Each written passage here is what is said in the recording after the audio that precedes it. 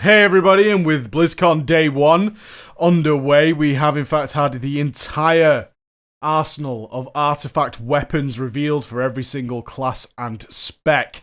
Something many of you have been looking forward to for a long time. So with that said, we've put together quite a long video here. If you're looking for just your class, they are in alphabetical order, or you can simply click the links down below. So if you're flicking through on your TV or whatever, simply click along and you'll find yours, depending on what letter of the alphabet it starts with.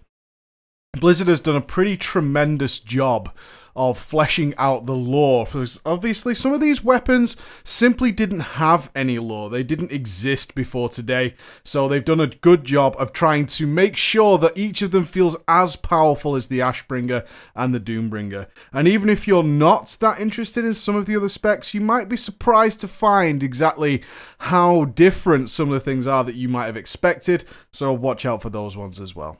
So first up is the Demon Hunter and the Havoc DPS spec. And the weapons you will be getting are the Twin Blades of the Deceiver. And we all know who the Deceiver is.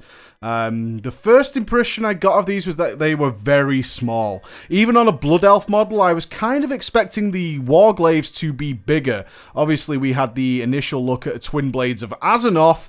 So to see these blades be much smaller than I expected, I hope we get the same detail that we expect from the Warglaives in the Demon Hunter weapons. I much prefer the second variant, which has the horns and the gold armor and the fell infusion in the middle. Much prefer that to the purple, glowy, sort of magical style of weaponry. I think that version looks far better, but of course we're expecting to see something along the lines of 10, 12 plus skins for each of these weapons, so we can make up our own minds there. It says these glaives belong to the former Demon Hunter Veridis Fellsoul. Once a member of the Illidari and a sworn enemy of the Burning Legion, he was eventually slain at the Black Temple. After the Legion's leader, Kil'jaeden, revived him in the Twisting Nether, Veridis surrendered to the demon within him, forsaking his mortality.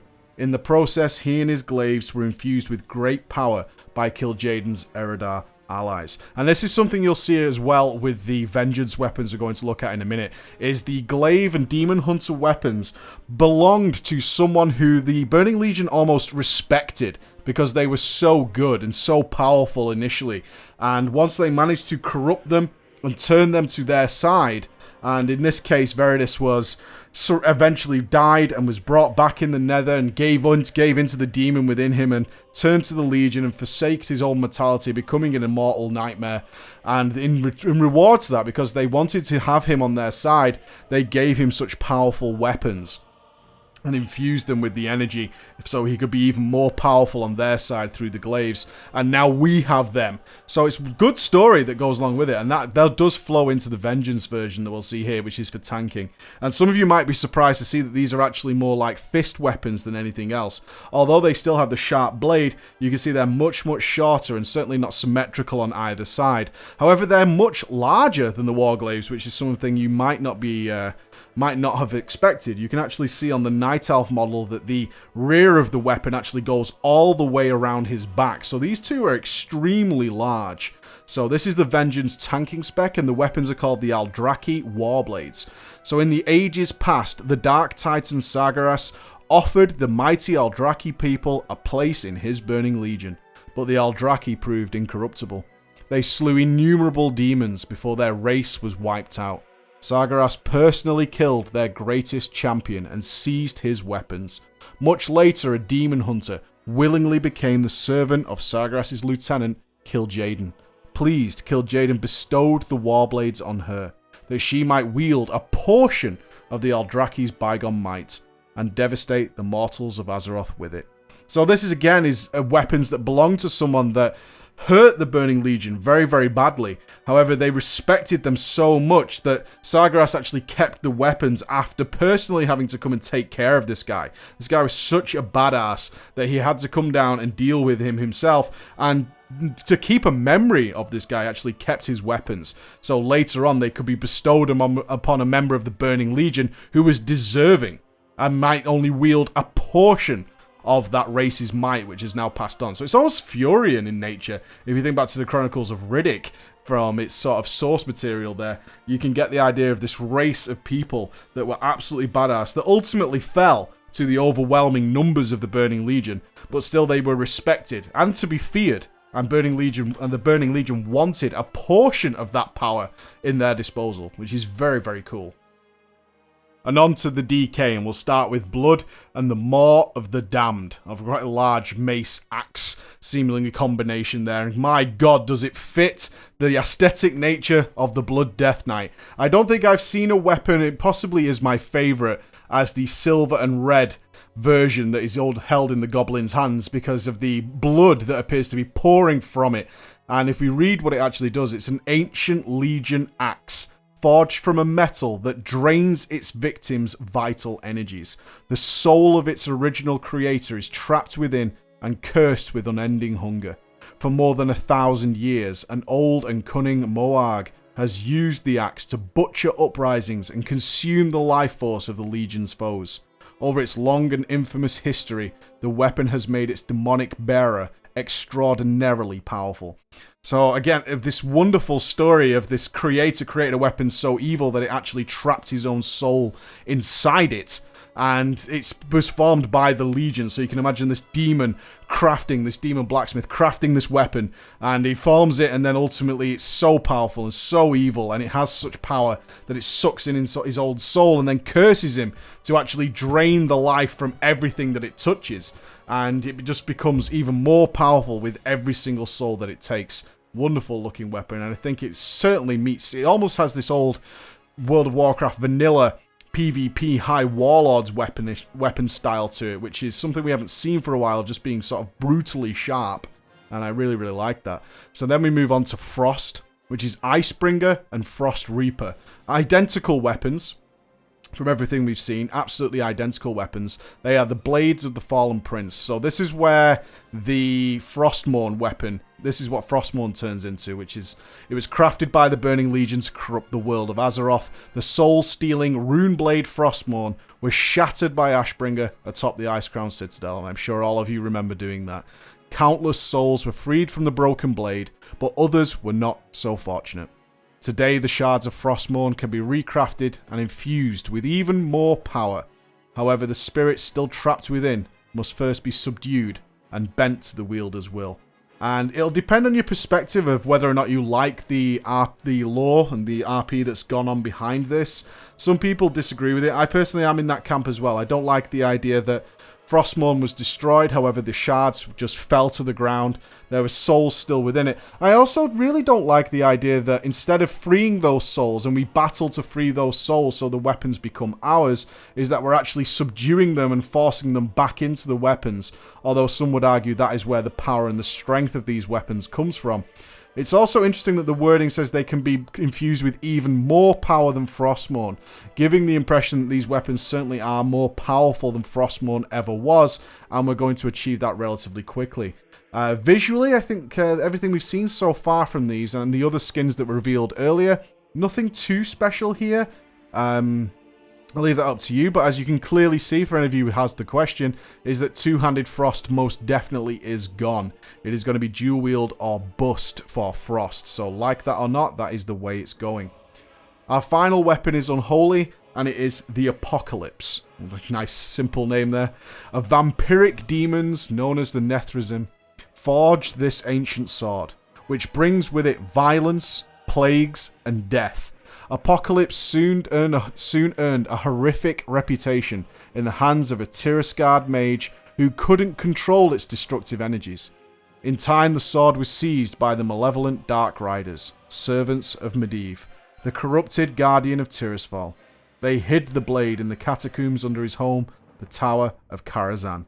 So what we've got here is a weapon, then you can kind of picture that this mage who couldn't really control this weapon was arriving in places under the power of the Legion, and people would just see Apocalypse being raised and know that death and plague and disease were on their way, and it was going to be a horrific, slow, painful death that was going to come with this weapon, and then it had to be taken away and hidden so that it couldn't be used again because of the kind of damage this thing caused. And in terms of all three of the artifact weapons for the Death Knight, visually, they're kind of okay. The blood is particularly good.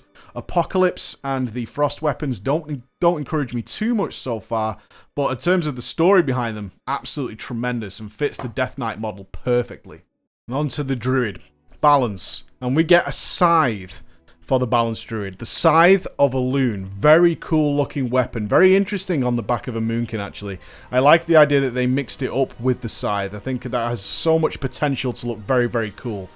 This mystical artifact was created a millennia ago from the Staff of Elune and a fang from the wolf demigod Goldrin. The Scythe of Elune carries a long and unsettling history for druids. Those who are not careful enough can easily be overwhelmed by Goldrin's spirit, which infuses the scythe. Tied to the origin of the Worgen on Azeroth, the scythe is said to possess untold lunar power for the druid, with balance enough to keep control. So, lore-wise, it makes a lot of sense that this actually falls within the Balanced Druid in the story that's gone there, because it has so much lunar power, which none of the other druid specs really dabble in, and it needs the Moonkins to actually keep control of this hugely powerful weapon, which is infused with this spirit, which is trying to overpower you at all times. And I think that works really well with the idea of the Balanced Druid constantly shifting between the solar and the lunar, and really trying to balance the equation of all the cycles that the druids go through. So it makes a lot of sense there. It's a little bit of an underwhelming story in comparison to some of the other weapons, but it does fit the mold. Feral is very interesting. As you may or may not know, Feral actually alters your appearance of your cat. They've put a lot of emphasis into the cat and the bear, as they don't visually see their weapons. So a lot of the work you're going to see, or a lot of changes you'll see with your artifact weapons, will tie more directly into what your animal form will look like.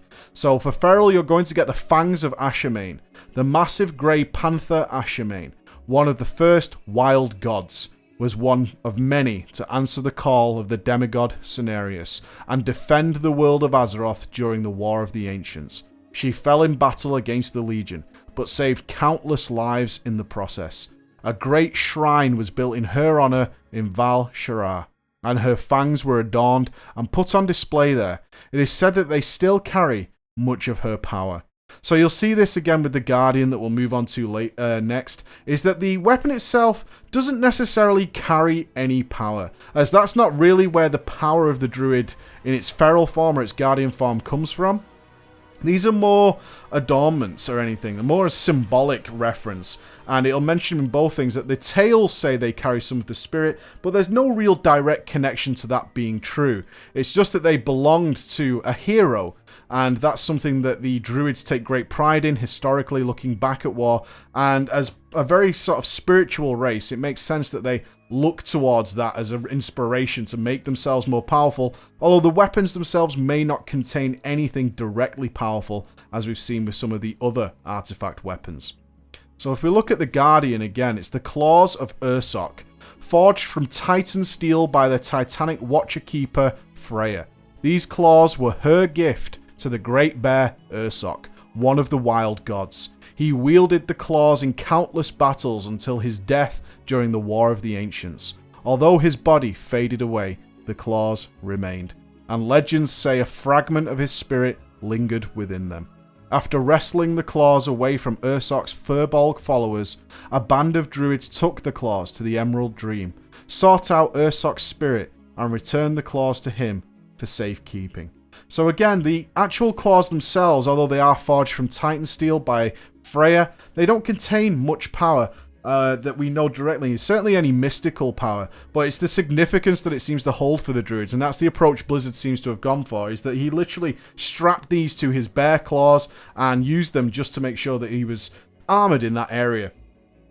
And then you can kind of picture that Ursoc died and his body faded away, maybe down to the bone, and all that was left was this skeleton of the bear, this great once powerful bear that died in a huge battle, and all that's left was these shining claws, which he gave back to the spirit. So no doubt the quest will involve us going there and speaking to Ursoc and him proving ourselves more than likely to him in order to use his claws in some fashion. And the final one is the Restoration Druid, Garnier, the Mother Tree. It's a single branch taken from Garnier, the first tree, which was gifted to mortal druids by the demigod Aviana long ago. Its connection to the mystical Emerald Dream serves as a healing and stabilizing influence on the world of Azeroth. In recent times, Druids have used this staff to hold back the corruption and madness of the nightmare. As a result, satyrs within the nightmare are desperate to see Garnier destroyed. So again, this is more interesting. Yes, it's a powerful weapon. It does contain mystical energy, but the difference we're seeing this time with the staff is that this is a weapon that demons are actually coming after. You are almost a protector of the weapon. It contains the power not to directly boost your healing, but in fact to hold back the nightmare. And therefore these creatures of the nightmare are actually hunting you down, and you serve as a guardian to it, which works really well for the Restoration Druid as a protector and a healer, is to be actually in charge of looking after this very important relic, and in order to do so they heal their allies, who then form the wall in front of them, as they're pretty weak themselves. So I really like the idea there again with the Druid stuff, is that it's not overly powerful in your hands. It's not something evil. In fact, the Druids have very, very nice weapons. Historically, they've been used for good purposes, even though death is involved. And they're all a little bit of a variant on the idea that a Druid would probably have historically. And now the Hunter, Beastmaster, and the weapon Titan Strike. Interestingly, it is a gun, which makes sense in terms of BM and out hunting animals if that's the way it was supposed to be. But curiously, from the description, it doesn't fire bullets, which might have some of you worried from the classic bullet sound effects that have plagued guns since World of Warcraft was conceived. So let me explain. It's a peerless example of techno-magical engineering. That's an interesting phrase. The Titan Strike was designed by Keeper Mimiron, a titanic watcher and a brilliant inventor. Securely housed in the heart of the rifle, a relic as known as the Thunderspark powers the Titan Strike, harnessing the essence of storms and focusing it into concentrated blasts of energy. The rifle's power source can also be credited to Mimiron, who devised it for his comrade Keeper Thorim in ages past. So obviously Ulduar is the theme here, and Mimiron. But it's been twisted into an idea that this is actually a techno-magical weapon, which means it has the premise of a technological item, as a gun, but its actual power source and fire is generated by magic, with the storm power inside it, literally shooting essentially lightning out of it. And one has to wonder if that's interesting to you or not. Perhaps they are going to just completely eradicate the sound effects of gunshot from bullets and allow you, if you choose to transmog it into a gun, so you could get that sound back if it's something you actually enjoy. But for everybody else, we'll be shooting blasts of energy, and whether or not every single different skin that comes with it will actually alter what kind of fire comes out of there. And will it have a graphical effect similar to a very small frostbolt or something along those lines that actually comes out of it? So there's a lot of potential. This could even look like, let's say Barrage could now look something similar to Chain Lightning, potentially, based on the idea here. Or whether it will just be tiny bolts of lots of bullets coming out of there. So essentially just bullets with a glow and perhaps a different sound effect. So we'll have to wait and see on that. Now, I'm looking forward to finding out, actually. This is an interesting idea because they know that people really dislike the bullet noise that comes from guns. So they've come up with an idea that actually eradicates that, as they're going to basically try and force you down the gun road for Beastmaster. For Marksman, it's the Thaz-Dara, Legacy of the Windrunners, a proud heirloom of the Windrunner family. Thaz-Dara was carved from a bough of the mother tree of Eversong Woods shortly after the elven kingdom of Kel'Thalas was founded. Handed down to the eldest of each generation, the bow was last wielded by the High Elf Ranger, Captain Illyria Windrunner. It disappeared along with its owner following the destruction of the Orcs' homeworld Draenor and the subsequent formation of Outland. So once again, we have a weapon here that has actually no intrinsic power that comes from anything other than it's just a very, very, very well-crafted bow that has seen a lot of action, has proven to be ultra reliable. And I actually think that fits the idea of the marksman very, very well. Marksmen don't particularly want something super lightning powered or anything like that. What they want to do is ensure that their bow fires straight and true.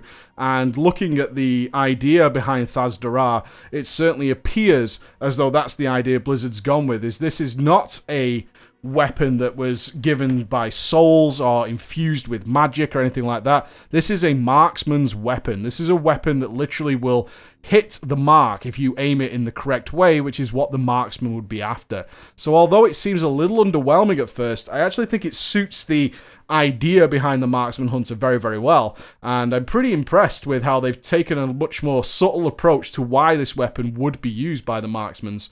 Although I have to wonder whether people just won't care and would rather have something with a magical spirit entity attached to it, and they may prefer the survival idea behind that. They are getting Talonclaw, Spear of the Wild Gods. The High Mountain Tauren crafted this spear, which predates the first demonic invasion of Azeroth more than 10,000 years ago.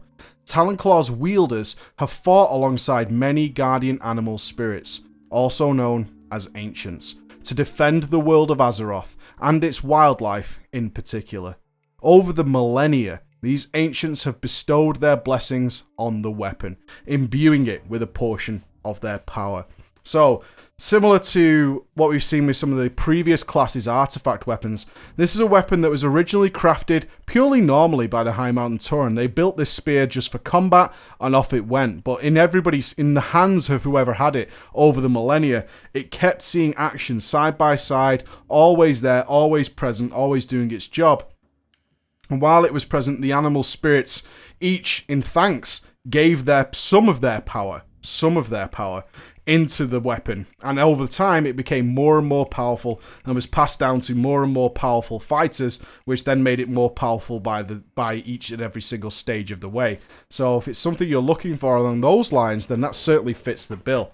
Although I have to wonder, looking at the second variant there, which actually has the wolf's head on it, I'm not sure how effective that would be in combat in comparison to what it's supposed to be, which is a spear, as a nose of a wolf doesn't seem particularly useful for that as attribute. I suppose it doesn't look like it's particularly sharp there. It looks quite cute. So I wonder whether they'll just go for aesthetics over anything. The Survival Hunter is something I'm looking forward to more than anything in terms of how it plays. So it'll be interesting to see how that will play into it, or whether they'll just ignore that. Or will it be a hint towards the gameplay style that it's not a particularly stabbing weapon? Although the first iteration that we can see in the Dwarf Hands certainly does indicate that. As we move on to the Mage, I think it's important to see that some of the lore history behind the weapons is actually far weaker in certain cases than in others, and the Mage for me particularly seems to get the shaft a little bit here, as the history behind their weapons seems rather weak in places. So we'll first look at Arcane, and they're getting Aluneth, Great Staff of the Magna. Aluneth was most notably wielded for a time by Aegwynn, the only female guardian of Tirisfal. Although stories indicate that it is far older than she is said to have found the staff roughly a century after she took up the mantle of guardian, and to have wielded Aluneth in many battles against the Burning Legion. Several years before relinquishing her title, she retired the staff, but none know where she might have stored it. So Aluneth is simply a staff that was found. Nothing more, nothing less. But we can say with certainty that all the mage weapons and staffs in general, they all carry a certain level of power. And the idea with all the caster staffs is that they are only able to be used by a mage of a certain skill level. And I'm not talking that in terms of gaming mechanics, I'm talking in terms of lore levels, is that you quite literally have to be a certain power level as a mage in order to be able to wield certain staffs, otherwise the staff itself will overpower you. Now, it's very vague that she literally just finds the staff 100 years after she becomes a guardian, and then retires as a guardian and just hangs up the staff. She just locks it away somewhere, and then we're going to go and find it. In comparison to what we've seen with the other classes and specs, this is such a weak story. However, visually, I particularly like, again, the second iteration, which is down in the bottom left, the green and lightning version. Although transmog-wise, there more certainly can be done with the purple and gold version. Although I particularly like the idea that Arcane, in particular, could maybe work something in there with lightning power, and hopefully there'll be some armor to back that up.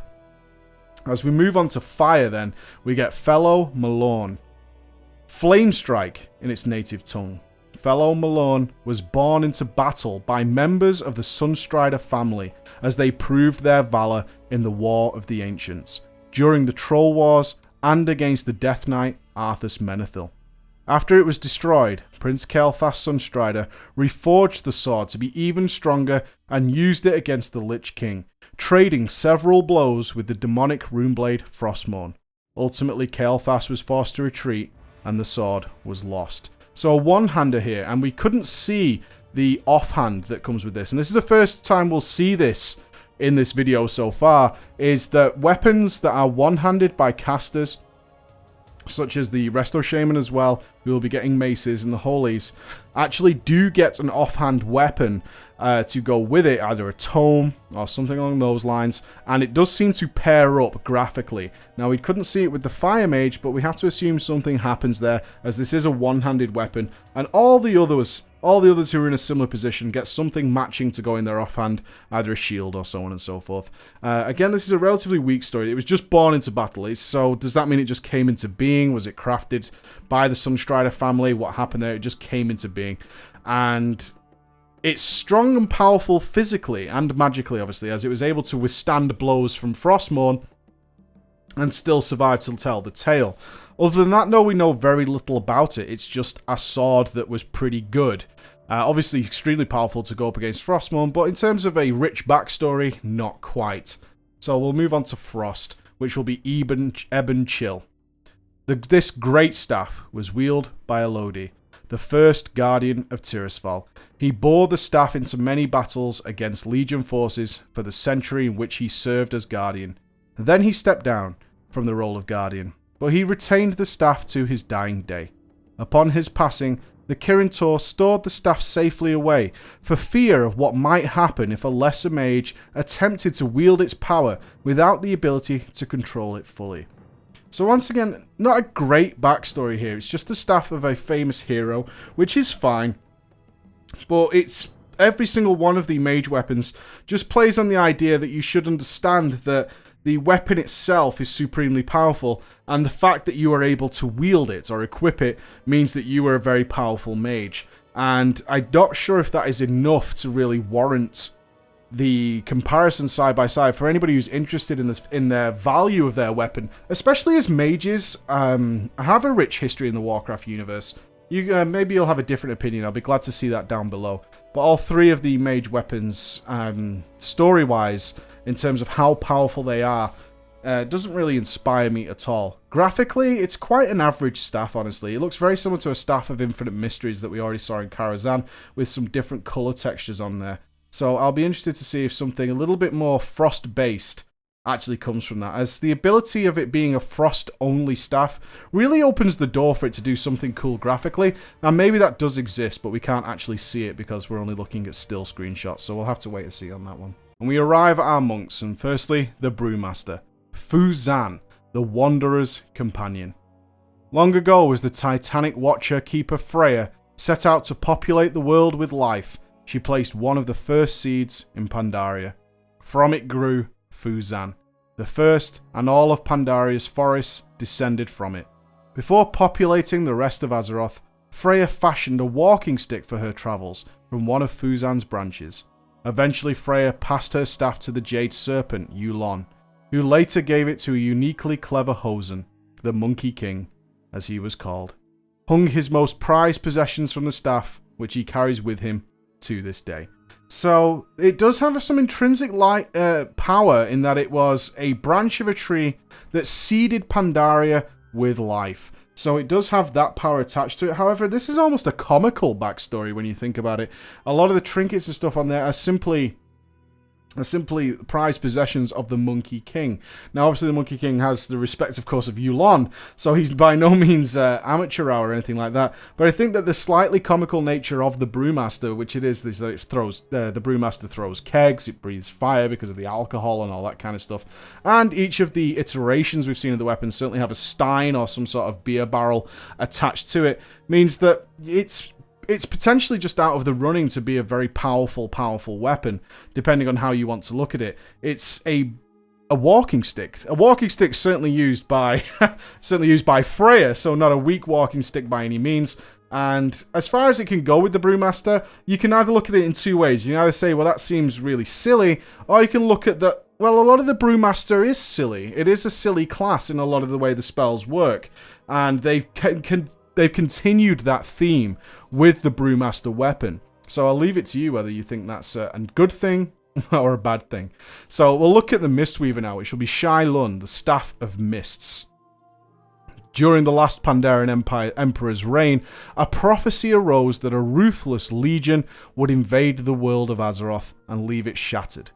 To save his people, Emperor Shao Hao embarked on a series of trials, taking with him the ancient staff Shai Lun. Afterwards, he used his newfound wisdom to become part of the land. He made Pandaria into a separate continent and he enshrouded it in mist to protect it. His staff clattered to the ground, where it lay until the monks of the Tian Monastery found it and took it to the Terrace of the Endless Springs for safekeeping. So it has a long history, this one. This is obviously something that has, again, not much intrinsic power. It really doesn't. It's just that the Emperor, it's the weapon of the Emperor Shao Hao and what he took with him on the trials. All we know is that it's ancient. Essentially, that's all we know about Shai Lun. And again, similar to the mages, and it seems to be something that seems to be a theme with staffs, honestly, is that the staffs don't have a wonderful backstory and why the weapon itself is great. Other than all we know of this one is that it's an ancient staff that the Emperor used on his trials, not why he used it or why it would be very cool. So it's one of those disappointing ones, I think, so far. So we'll move on to the Windwalker, which is the Fists of the Heavens. Thousands of years ago, the famed Tolvir smith Irmat crafted a pair of magnificent handblades. Unsatisfied with his work, though, Irmat tried to capture the essence of Alakir the Windlord to infuse it into his blades. Alakir was not amused. To spite the smith, Alakir poured unspeakable amounts of raw, elemental fury into the handblades. When Irmat attempted to unleash their might, a great vortex sprang up, engulfed his city, and scattered the weapons to the wind. Now, this is a completely different turn, and one might argue that for the other two monk specs, the weapon isn't particularly important. It's just a symbol on their back or a stat stick, and that is kind of similar to the Windwalker. However, we can look at this and say these weapons are clearly way more powerful given their backstory. These weapons destroyed a city.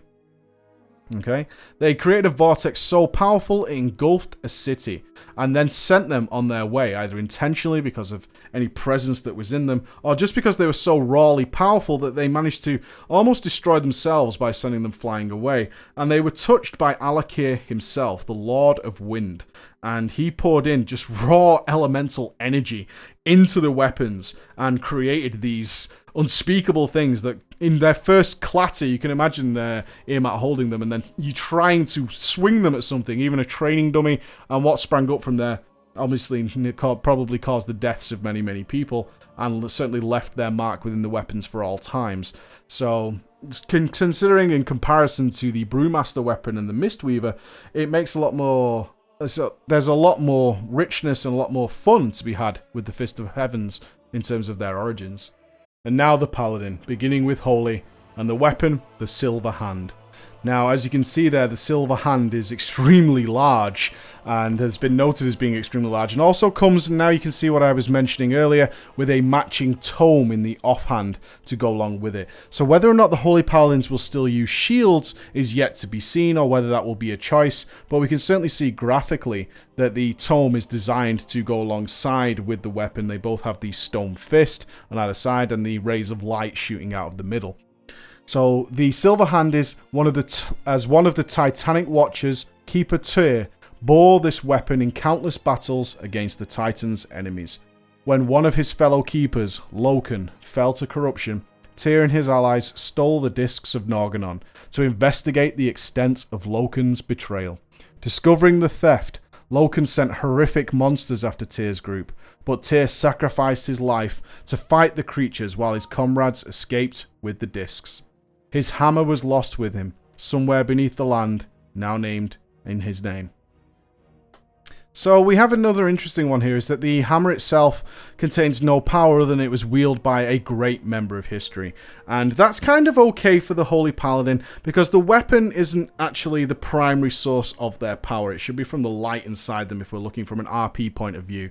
So it makes sense that they wield this weapon, which obviously carries some sort of holy power, but it's not a defining weapon in terms of a killing machine, because that's not what the Holy Paladin is about. So although its story you might compared to some of the other weaker ones in terms of its origins, that this was just a weapon that, yes, was wielded by a very powerful person, but has not much innate power within itself, I think that's okay in terms of the Holy Paladin. And graphically, I don't like the pink one. I've got to say, I don't like the pink one. I've had my fill of pink Paladin weapons from the Burning Crusade, but certainly the main one there we can see in the Tauren's hands is actually, I think, is pretty spectacular. And I don't mind overly large weapons sometimes. I think they look quite cool if they're matched up with the right armor. Now, the protection stuff actually kind of follows along the same lines of the Silver Hand. So protection gains Truth Guard. The Titanic Watchers Tyr and Arcadus created this shield when their comrade Loken fell to corruption. They gave Truth Guard to a Vrkul champion who used it to expose Loken's treachery. When Tyr and his allies later stole the discs of Norgannon and fled, the champion stayed behind and held off many of Loken's servants. A desperate Loken sent horrific monsters after Tyr, who fell in combat. In time, the Vrkul champion migrated to Stormheim in the Broken Isles, where the shield was eventually entombed in the Path of Kings. Now, I particularly like the history of this. It might seem on the face of it that it's not super powerful, but in fact it was crafted for a very specific purpose, and it was used as soon as things started to fall apart in Ulduar. They very quickly built this shield. Now, how they did it quickly, I'm not entirely sure, but they very quickly built it in order to stave off hordes of horrible monsters, and one has to believe that perhaps demons were involved there in some way in terms of the Legion expansion. And it was built specifically for that purpose. It's almost as if you were to find many variations of shield and each one has a special power, and this one is the ability to hold off monsters specifically. And I think that works kind of well, is that the shield is very, very good at what it is used for. It's not something that's just made to block swords and arrows and all that kind of stuff. It's very, very specifically designed to fight off magical or even just straight up monster enemies. And I think that is... I think that works really, really well. And also the design on both variants here actually is spectacular. The angelic look of the second variant, which is the light glowing out of it, and also the more Ulduarish look that comes with the first version fits so well. And it's nice to see that we can... Blizzard can actually use sort of aesthetic designs that come from various different portions of WoW's history in order to fit in with where you find these weapons. I think that's working out really well as well. So the last one of Ret, no surprises here, the Ashbringer. Most of you know the story behind this, which is King Magni Bronzebeard forged the Ashbringer from a piece of crystal purified by wielders of the Holy Light. This gave the sword strange, light-bearing powers. It was named for its ability to slaughter undead, leaving nothing but ash in its wake. Ashbringer passed through several hands, serving both light and shadow, before it came to the legendary paladin Tyrion Fordring, who used it to shatter the Lich King's runeblade Frostmourne on top of Icecrown Citadel. Tyrion has carried Ashbringer with him ever since.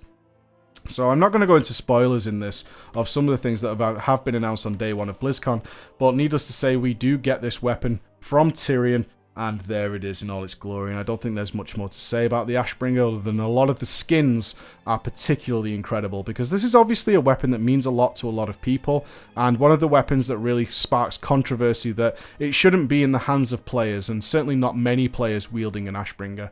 So, okay, we'll leave that one there, I think. And on to the Priest. Discipline, Light's Wrath. What a wonderful looking weapon. Just look at that second iteration, which is actually an open book, which is attached to it, which is something you can actually expect a priest to wield. If you look at films that actually carry religious people within the armies and ranks, you can see them holding their holy text up in the sky. And I think that looks absolutely tremendous graphically, is just to have these books attached to the staff, because obviously they're not used in any form of physical combat. Generally speaking, they're actually used just to enhance the power of the priest. So that second iteration there compared to the first, I think looks absolutely wonderful. So Light's Wrath. Obsessed with cleansing undead from the world of Azeroth, the fanatical Scarlet Crusade tried to create a second Ashbringer in the form of a staff.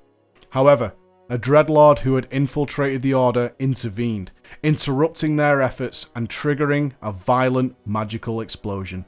The damaged staff's power proved nearly uncontrollable.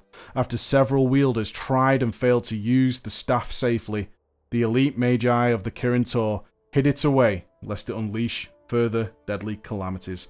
So what we can get here is Light's Wrath is actually a very dangerous weapon and is in the wrong hands deadly to probably the wielder and everybody around it. It talks about calamities, not just like small scale death of the wielder, actual calamities that were caused by this weapon when someone tried to use it who just wasn't able to. So for it then to fall into the discipline, which is about pure control, I really like the idea that this weapon, which is deadly in the hands of other people, in the hands of a discipline priest, which is centered and complete, and the idea of being the purely disciplined mind, all about control, actually changes this really dangerous weapon into something of purity and actually good, and twists its power through pure mental control into something really tremendous. And as I said, visually it looks astounding.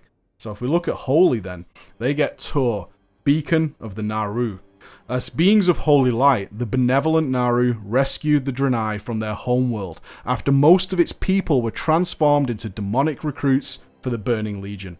Demons nearly overwhelmed the fleeing Draenei, but the Naru protected the refugees with this beacon crystal. Tor channels the light's essence into healing radiance, regenerating horrific wounds and bringing people back from the brink of death. Ultimately, the crystal was lost to Legion forces on an invaded world. It has been lost since. So, this one is super interesting, I think. What we need to picture here in your mind is that you had all these people running and fleeing from the Burning Legion. And not only were they running and people being picked off, they were getting hurt.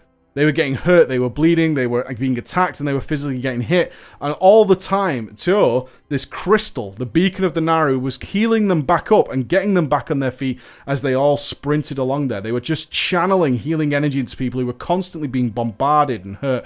And it talks about horrific wounds, bringing people back to the brink of death. So you can picture sort of infernals landing on a big group of women and children, and then being flung into the air and landing and nearly being dead. And then suddenly this healing light lands upon them all from the beacon, healing everybody around them. And for somebody that is, or a spec that is purely focused on healing, nothing else, nothing more, no absorbs or any other trickery involved, just literally regenerating the health of people, it's such a perfect weapon to have in their hands. And I have to say, the blue version looks god-awful, but my god, that second version with the grey and orange and the holy light emanating out of it at the top, that looks incredible. And I would absolutely choose that in a heartbeat on my priest. I would choose it in a heartbeat without question. But then we take a dark turn, obviously, because you know what's next. Shadow. Zal Atath, Blade of the Black Empire. This terrifying dagger was made from the claw of an old god eons ago, and dark priests used it for ritual sacrifices during the height of the Black Empire. After the fall of the old gods, Zal Atath was hidden away by cults. It has surfaced from time to time over the course of history, inevitably associated with some horrific ritual or disaster. The blade has a will of its own. It uses powerful void energies and mind magics to warp everything around it for some nefarious purpose.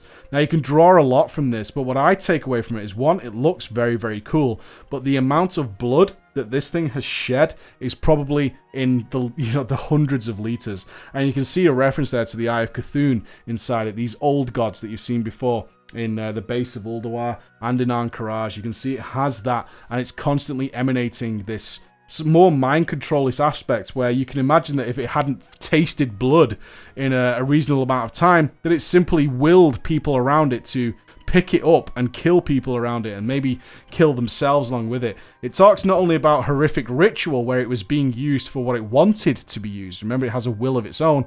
But perhaps when it was being put away by these cults, perhaps the weapon was growing tired of not being able to be used and causing these cults, there was obviously multiple of them, to actually come and find it and then go out and probably do something pretty horrific, which would lead to not just a ritual, but an actual disaster. And you can imagine all camps of people dead and this weapon lying on the ground just waiting for somebody to come along and pick it up. So in terms of the dark aspect of the Shadow Priest, I think that's pretty fucking good, right? That is pretty tremendous. And the Rogue. Let's start with Assassination. The daggers, Anguish, and Sorrow. The Orc Warlock Gul'dan had these daggers made for his personal assassin, Garona. The blades are said to drink blood and inflict traceless poison, leaving little sign of their grim work. The perfect tools for an assassin. She used them to carry out countless atrocities while under Gul'dan's control, including the murder of Stormwind's King Lane, whom she had befriended. Afterwards, in anguish, she asked a trusted ally, Merrill Winterstorm, to help her hide the blades away in the hope that they'd never have to be used again. Now, I think these daggers are quite conflicting. The idea that they drink blood and inflict traceless poison while leaving little sign of their grim work indicates to me that the daggers should be extremely slim and extremely sharp so that they're not causing sort of rend and tear damage when they're being used. The drink blood seems to mean that, to me, or I interpret that as daggers that don't cause excessive amounts of bleeding like you'd get from a gaping wound from a sword or something along those lines. And the traceless poison means that you could literally slip this dagger inside somebody very much like a shiv and then leave, and the poison would do the work with very little mark behind it, very little blood or anything along those lines. However, if we take a look at the actual graphics of the dagger, that doesn't match up very well. If someone was to be stabbed or backstabbed or mutilated, certainly, with these daggers, they would leave a hell of a mark. I mean, they're clawed, for Christ's sake. They're clawed. So I don't think the graphical design or the skins or whatever you want to call them or the models of these weapons fits this story at all. And it seems that they were probably designed at odds with each other. Someone came up with a story afterwards, and the story actually fits the idea of an assassin extremely well. But the design that's gone into creating the daggers that we've seen so far really doesn't suit them at all. It's one of the first times I've seen extremely conflicting models compared to the origin story of these weapons. So I'm a little at odds with this one. It's not something I consider this to be the worst one of the bunch, honestly, of all the artifact weapons. I look at them and I read what they're supposed to be, and it just makes no sense to me. But perhaps someone can educate me down below as to where I've gone wrong there. Now, this is the one that might interest a lot of you, is that the Combat Rogue is no longer called a Combat Rogue. It has been renamed the Outlaw spec. So Combat, RIP. It no longer exists. It's now called the Outlaw. And the weapons that come with the Outlaw spec are the Dreadblades, Fate, and Fortune. So shortly after the Cataclysm, Admiral Eliza Goreblade discovered a pair of ornately crafted cutlasses inside a recently unearthed wreck not far from Booty Bay. Though the origins of the blades are unclear, their power was not, as Eliza quickly made her name, pillaging countless ships across the Great Sea, none able to best her in combat. Rumours spread amongst pirates and sailors about the Dreadblades, the most common ones all agreeing that they are cursed, and that if they should ever stop being fed new victims, they'll claim their owner instead. So, on the surface of it, once again, these seem like weapons that have no power of them all. In fact, all the power of the swords is tied to stories which are spread by buccaneers and pirates and basically people and friends or rumours of other people who have been attacked by Eliza and they've been butchered because of their swords. So it's kind of a hero story. And originally I thought this was kind of weak again, another one of these weaker stories, but now I think about it, I think it suits the rogue, is that it suits the player in the way that, in fact, people, you're such a murdering git, basically, you're such a murderer and such a bastard, and so deadly, that the only way you can be a mortal being is if your weapons are in fact what's giving you all this power. And I think if you look at it from that perspective, is that you've become so deadly, and you're such a butcher, when you're pillaging the land and using anything you can, as the Outlaw will do, to shred its victims up. There's no subtlety here. There's no meticulous nature. It's brutal, it's bloody, it's cleavy. Is that the only way this could even be possible, unless this is some sort of monstrous man, which is not, because people have seen you and you are just a night elf or just a blood elf or just a forsaken or whatever it might be, is that the weapons themselves must be cursed, and the ship that they were found in a wreck, and this wreck must have been a boat of the damned, and these weapons carry with them significant power. Although the reality is that we can glean from the background that we get with them is that in fact no, they have no power themselves. It's just that whoever gets to wield them is a champion. And in order for that to make sense in the minds of the victims, is that the swords themselves have to be the source of power. So and that is very cool. I do quite like, and there's probably some tremendous transmog opportunities for the very sharp, more pirate-based models that we can see down below there. And some nice sort of almost Karazhan inspiration. As we look at I'm thinking of the spite sword that you can get from Karazhan there in the top version. So it's nice to see there are some rather extreme variations on what the rogue swords will look like, and both of them quite appealing. I can see some people coming up with some very cool ideas to mix those into them. So let's look at our final one, which is Sub. Sub's getting the daggers, the fangs of the Devourer. And Gormor the Devourer, Sargeras's personal hound, claimed countless lives before it was eventually ambushed and killed on another world long ago. Following the hound's death, Mephistroth had its fangs crafted into two powerful daggers that still carried with them some of the potent, withering essence that made Gormor's bites so deadly. These daggers were passed to Akari, one of Sargeras's most deadly assassins, who wields them to this day. So obviously we're on the hunt for Akari, and we're going to take his weapons away from him. Now, this is where the conflict comes in. These daggers, for me, if we look at the models, they fit the Assassination story far better. And in fact, the Assassination models fit Sub much better, because Sub isn't about using clean work and getting away scot-free. Sub is simply about sneaking in, which is your own personal character ability. But once you're in, you're ambushing and you're literally just ruining people, and leaving a trace isn't a big problem for the style of play that the Sub-Rogue has. It's very bloody. We look at things like hemorrhage. We want to leave marks. We want people to see the damage we do. And these daggers are far smoother, far sleeker, and these look closer, although not ideal, to what Assassination should be doing. So it'd be interesting to see whether they could look at this and say, well, these daggers don't really fit the backstory and the style of play that they're supposed to fit.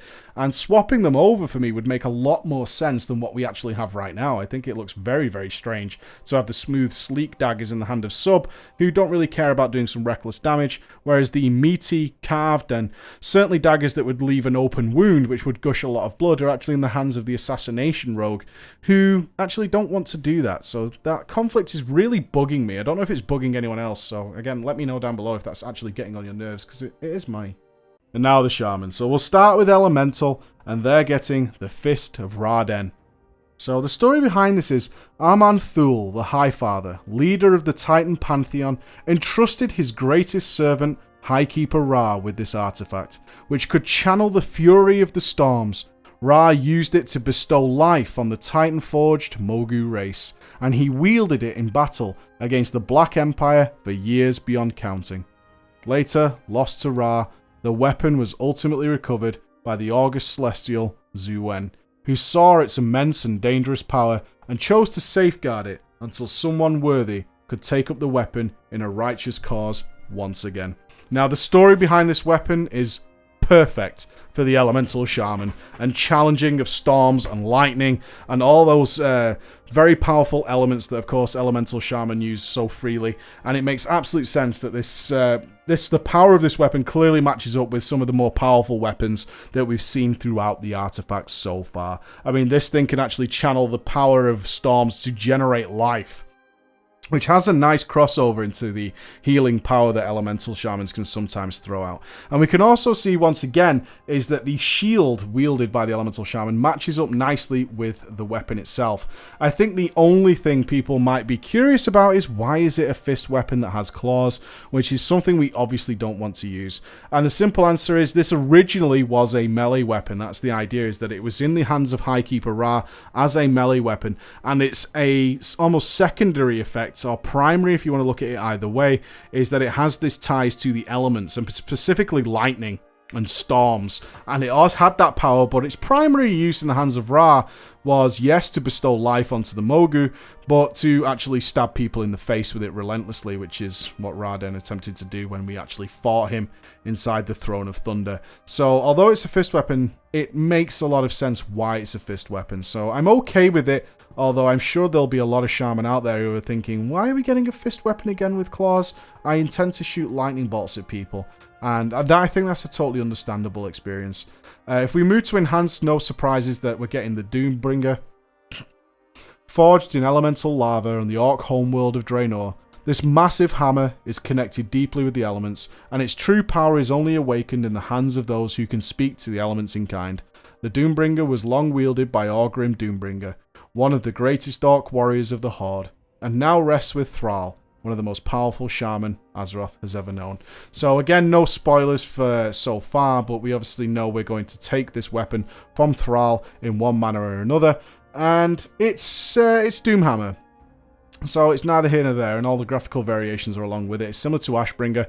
Most people don't agree with it being in the hand of players, and I don't think that's anything to be argued with, honestly. I think the big problem with this weapon, from what I've seen, is that because Enhancement is dual wield, and obviously Doomhammer is a single weapon, is the idea that it has another variant, a spirit variant is what they're calling it in the other hand, is not going to sit well with a lot of people, as they want symmetrical, matching, whatever you want to call it, weapons in each hand. They don't want two different versions, and most people go out of their way to duplicate the same weapon into each hand because it just generally looks better on your loading screen.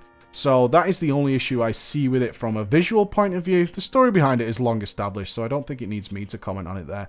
But the Resto one is definitely more interesting, which is the Scepter of Ashara, a powerful scepter created by Queen Ashara long ago, before her transformation into a Naga.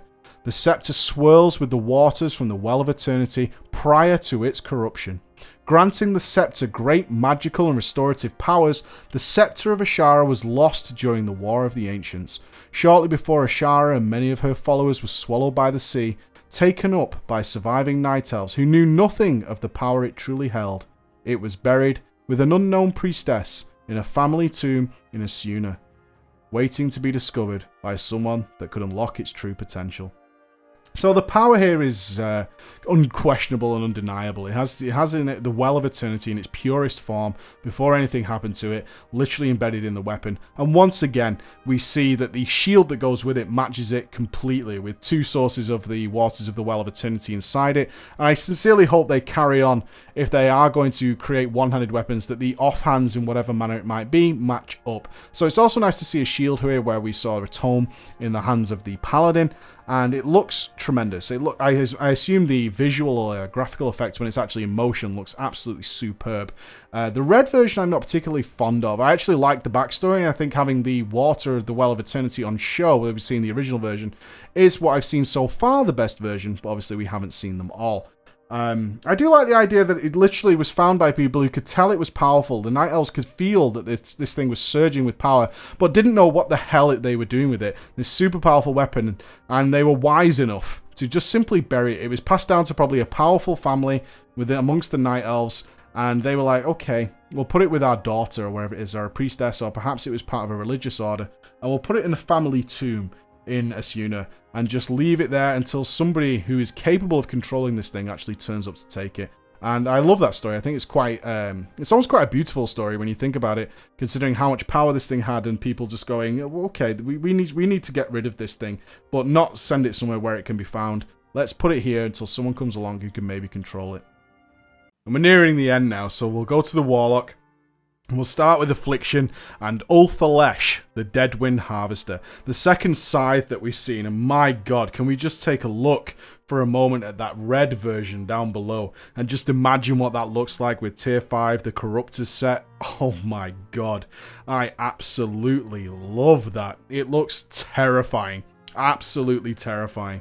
And I think I've already found, if when I actually get into Legion, what my transmog will be, because that looks like it's going to match up perfectly with the Corruptors set, and it just looks so evil. So the story behind this is an interesting watch, actually. The first Necrolite to walk the world of Azeroth, Satiel, was given this scythe by the Titan Sargeras himself. It grows in power as it draws souls from its victims. The Harvester earned its name as Satiel methodically drained all life from the hapless inhabitants of Deadwind Pass, creating a potent magical nexus there in the process. Hunting down Satiel, the Guardian of Tirisfal turned the scythe on her, sending her soul to join those of her victims. Eventually, the Dark Riders recovered the weapon and secreted it beneath the Tower of Karazhan. So this weapon is intrinsically tied towards the Affliction playstyle of draining souls, and we can infer a lot as we go on to Demonology and Destruction that the playstyle of the Warlock is probably going to change quite dramatically. However, Affliction still seems to be remaining the same of the three, in that it's designed around draining souls and they'll get a weapon to accompany that style. And what I hope to see here is it obviously absorbs souls into the weapon itself, is that drained soul would look so much better if it no longer came from the Warlock hands, and it was actually lifted the scythe up, and actually to start draining the souls through the scythe would make a lot of sense. And perhaps even the weapon will whisper you. It's something I wanted to mention earlier on with the weapons that have the Arn Courage and Old God feel to them, certainly with the Eyeball, is whether or not those weapons will speak to you, as they contain the spirits and the souls of the long dead people. And obviously this contains all the souls of not only all of Deadwind Pass, but in fact of Satiel, who was trapped inside it once the staff was turned on her. Which also means that the scythe has no, it has no affiliation or owner. It will literally drain the soul of whoever it's pointed at, which is also kind of interesting that the Warlock will be wielding that. So now one that probably many of you have been waiting for, which is Demonology, which is extremely curious and potentially a lot of fun, actually. So Demonology will get the Skull of Man-Ari. Before the Eredar served the Titan Sargeras, one of their greatest leaders, Thal Kiel, had unprecedented skill with summoning and binding magics. Driven by ambition, he reached into the void and was answered with knowledge of dark creatures unlike any the Eredar had seen before. His audacious power grab infuriated the demon lord Arcamond, who struck him down, then had his skull gilded and placed on display as a warning. Today, the Dreadlord Mephistroth uses it to enhance his ability to summon and command demon armies for the Legion. So no weapon for Demonology. They will gain the Skull of Man-Ari, which in itself is a key, or a channel, or an amplifier, if you will, in order to control, summon, enslave demons, specifically demons, and that is his entire job, and gives us a little hint towards where Demonology will go. That information hasn't been released yet, and depending on when you're watching the video, so we don't know that, but we can certainly see that the idea with the weapon itself is that Demonology will be, as we hoped, very much more central around controlling and summoning demons. And what we saw today at BlizzCon is they have included way more demons, new types of demons, lots and lots of variations of demons than what we've traditionally seen in World of Warcraft before. What I want you to know is that the gnome Warlock there actually has the Skull of Man-Ari floating in front of her face. Now, does this mean, and it doesn't mention it in the backlore, is whether or not the skull is actually still alive in some manner. And this again drives me to what I said about Affliction, is whether or not the skull will be able to talk to you. Will Man-Ari be able to contact you in some way, or whisper you, or send occasional messages, or something along those lines, or will it simply be something that floats around you, and it's just merrily there as a floating skull? I certainly hope it's the former, because that could be a lot of fun, especially if each variation of him could actually give different sort of personalities, whether it be something goofy or something quite serious and dark, and you could actually play around and choose what it does. Think of the magic box of Encourage that you could get from the from doing your artifacts is that you could get these things that you could whisper. The puzzle box of Yogg-Saron, and you can actually get messages out of there and get him to whisper you and all those kind of things. It could be very, very cool to see that going on. Or perhaps even a simpler idea with that, it allows translation of what your demons are saying. So your demons could be summoned and they will send you messages, and Mana-Ri will translate them for you. And the Succubus could send you all sorts of crazy messages, and the Fell Hunter could send you crazy messages, and the Imp can send you goofy messages, and probably your dumb Voidwalker will send you rather silly messages and all that kind of thing. That would be kind of interesting, and a nice playstyle, and a nice uniqueness to the spec, I think. So let's go on to another one that's equally as interesting as Demonology for me, but also has the potential to have nothing to do with it at all. If we look at Destruction, they're gaining the Scepter of Sargeras itself, and before we even get into it, just please take a look at that winged bat version, this second iteration. We have another sort of Staff of Infinite Mysteries from Karazhan version in the hands of the Blood Elf, but the second iteration with the wings absolutely looks tremendous, and once again we see that eye, the old god eye, in the center there, the eye there staring back at you, and maybe it will talk to you in some manner. So the story of this is interesting, and maybe points to a change in Destruction's gameplay, but we don't know anything yet, and BlizzCon certainly isn't over by the time we're recording this, so we'll have to wait and see. But it was created through incredible effort by hundreds of Sargeras' servants. This scepter can rip open dimensional gateways between worlds. It was entombed beneath the sea for centuries, then used by the Orc Shaman Ner'zhul to open the portals that tore the world of Draenor apart, leaving behind the shattered realm of Outland. The scepter was finally secured by the elite magi of the Kirin Tor. Unable to destroy it, they hid it away in a magically protected chamber and put it under eternal watch to prevent it from ever being used again. Now, the destruction aspect seems to be maybe changing away from just destructive spells, and perhaps we're going to look at something along the lines of Destruction Warlocks being able to focus their energies into portals, or something that can actually start tearing the world apart. And obviously that won't occur in terms of changing the world environment of a dungeon, but you can certainly see that instead of something as silly as Rain of Fire, is that they actually start tearing the world of void below enemies, or something along those lines to do damage, and perhaps move away from simply the mindless spamming of Chaos Bolt and Incinerate and all those kind of things we've seen recently. And I'm not saying that's the case, and we certainly don't know, but everything about this weapon doesn't seem to indicate that it's about blasting the target with fire or anything along those lines. It seems completely at odds with that, and is in fact about something using a weapon, a scepter, that was so powerful that it tore worlds apart. And maybe we'll see some gameplay changes there. That would be interesting to see. But unquestionably, this is easily one of the most powerful weapons, arguably, that we have seen throughout the artifact system so far. The Scepter of Sargeras certainly seems to be, if not the most powerful. I can't think off the top of my head anything that has actually proved itself to be a standalone without a caster as powerful as this weapon. So very interesting that the Warlocks and Destruction itself got that weapon. But overall, very cool story, and my god, that winged version just looks so good. And our final stop is, of course, the Warrior, and that's going to be Arms. Stromkar, the Warbreaker. This greatsword was born into combat by the barbarian warlord who first united humanity under a single banner, founding the nation of Arathor. A master tactician and strategist, King Thoradin went on to play a critical role in ending the Troll Wars. Later, the sword was lost while it was being used to subdue a Cathraxi monstrosity in a forgotten tomb beneath Tirisfal. Abandoned and all but forgotten, Stromkar has been slowly drinking from the shadowy power there over 1,000 years. So, I was kind of hoping they didn't include that last line of the story there, is that it has some sort of shadowy magical power.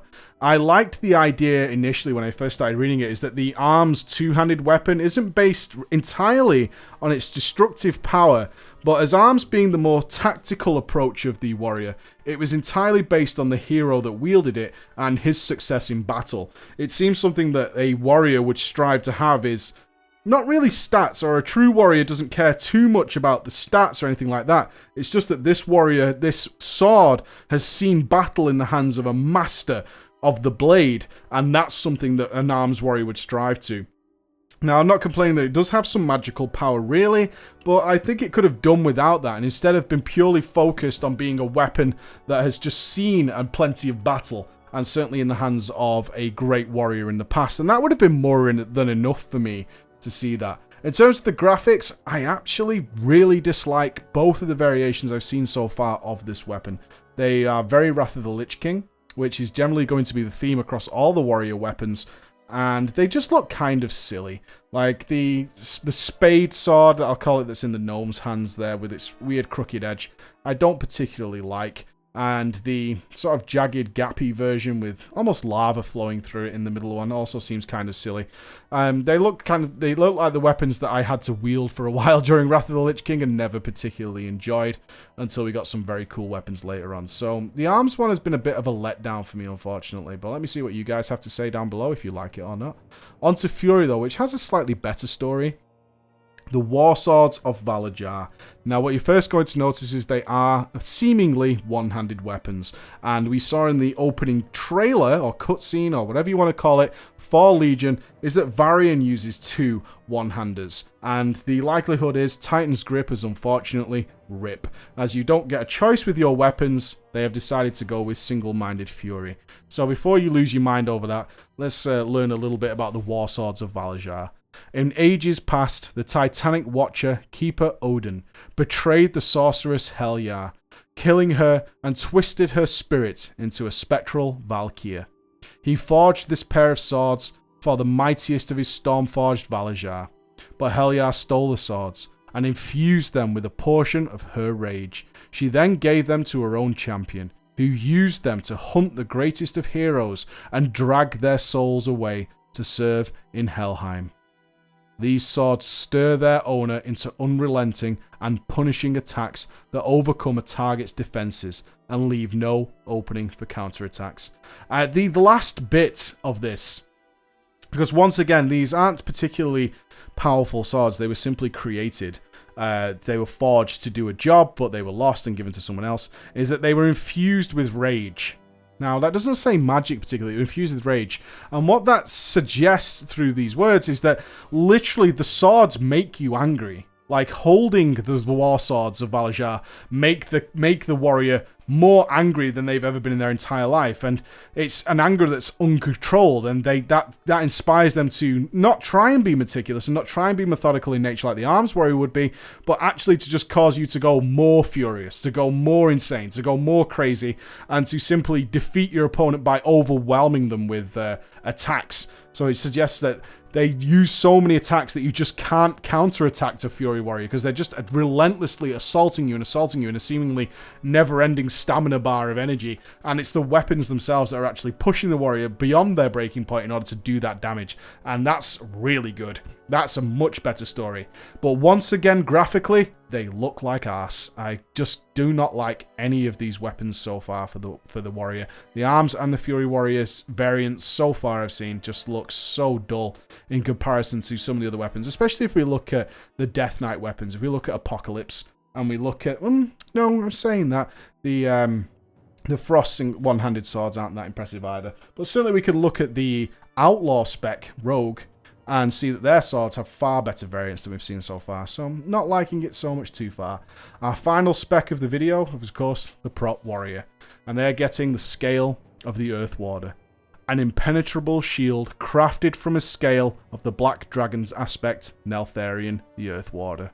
Before the old god's corruption overcame him, the formidable Verkul King Magnar Icebreaker carried this shield into combat and won victory after victory in the face of grim odds. When he finally fell in battle, it was due to treachery by servants of the Valkyrie Heljar.